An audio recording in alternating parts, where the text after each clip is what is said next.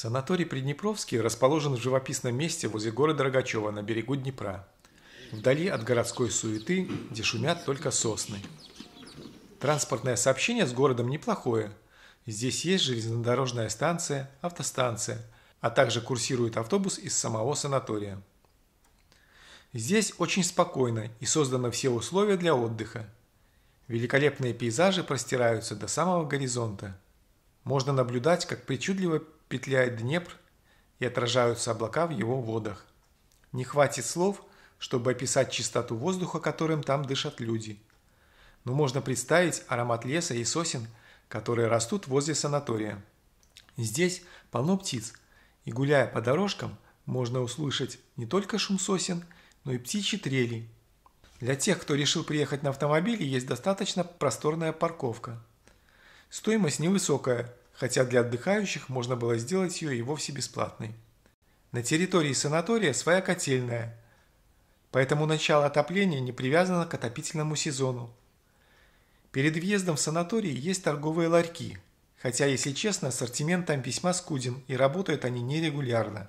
На территории есть магазин, почта и аптека.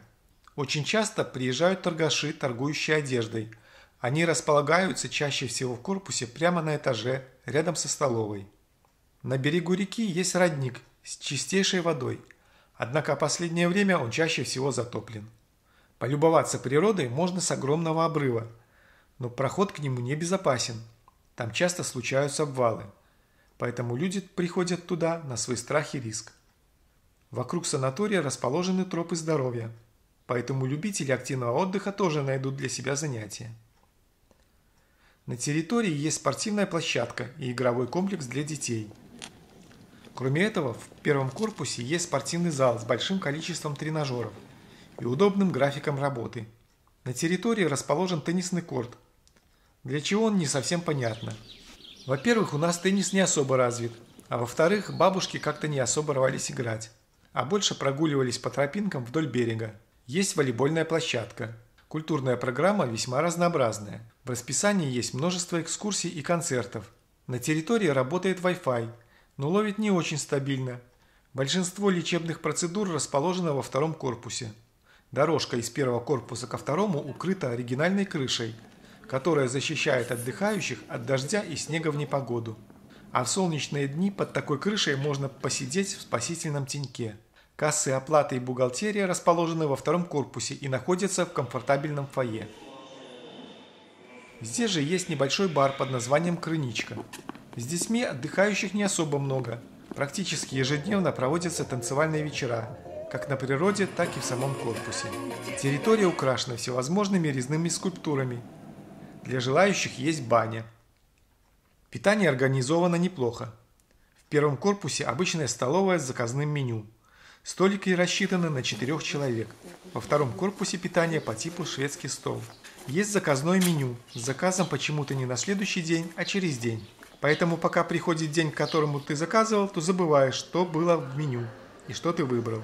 Питание во втором корпусе со шведским столом, говорят, похуже. Если чуть задержишься, то еды может и не хватить. В корпусах есть лифты. Однако во время пиковых нагрузок, а это перед и после еды, к ним из-за бабушек не пробиться. Жилые номера в основном по типу бабушатников с ремонтом на троечку. И хотя я заказывал двухкомнатный номер, особо похвастаться нечем. Все старое, старинный телевизор, кубик, Витязь с электронно-лучевой трубкой. У меня их было даже 2. Отделение для кухни сделано похабно. Санузел и душевая на 3 балла с минусом. То, что показывают в рекламных роликах, отличается от фактических условий. Все грязное и затертое. Чтобы быть справедливым, скажу, что кровать была идеальная, с ортопедическим матрасом, на котором отдыхается великолепно. Паркет старый, затертый, местами крашеный. Душевая с неровным полом.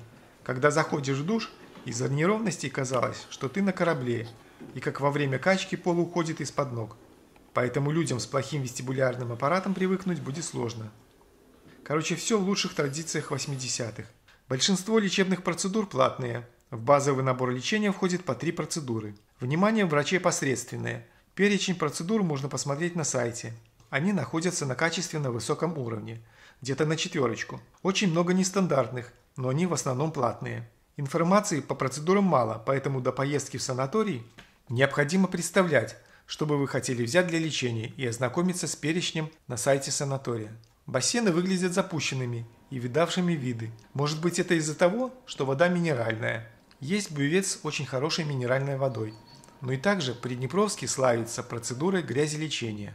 В санатории введено электронное распределение процедур. При большом одновременном заезде эта процедура занимает много времени. Если вы приехали парой, то получить лечение в одно время проблематично и весьма нервирует. При заселении очереди большие, отношения приветливым не назовешь, скорее безразличные, что ли. Если вы решили приехать в санаторий Приднепровский, удачного вам отдыха!